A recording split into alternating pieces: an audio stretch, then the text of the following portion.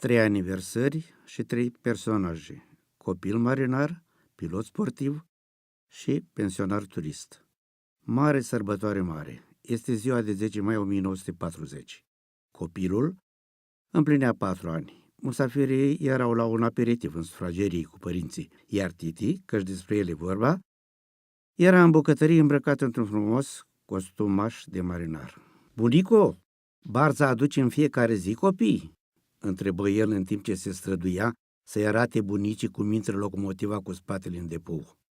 La răspunsul afirmativ al bunicii, copilul continuă: "Atunci, de ce nu e sărbătoare în fiecare zi cu musafiri, cadouri, cu flori și steaguri la case?"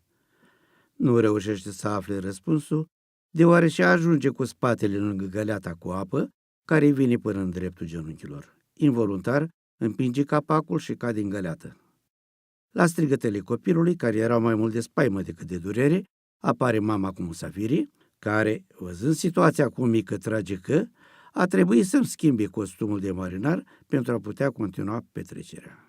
Anul 1949 schimbă radical viața marinarului din anii 40 și din străjerul la care milita să ajungă la Galați, pleacă la Brașov, unde în anii 50 devine utemist și devine pilot pe aerodromul de la Ghimbaf, Brașov, într-un frumos avion AR-813, chiar pe 10 mai de ziua lui.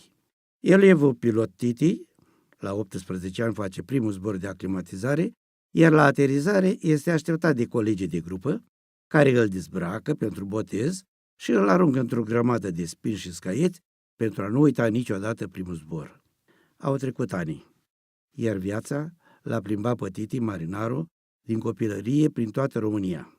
S-a căsătorit, a făcut armata, s-a bucurat împreună cu întregul colectiv la medalierea cu aur a Autosului 27, tractor la care lucra împreună cu marea familie de tractoriști din Brașov, și destinul l-a făcut să-și găsească locul din lume în orașul Focșani. Focșani, orașul Unirii, în plină reconstrucție după cutremurul de 77, devine orașul de suflet. Dispare o mare parte din arhitectura veche a frumosului târg al Focșanului de altădată și asistă la noua configurație de modernizare, străzi noi, blocuri și uzine, oameni și aniversări noi.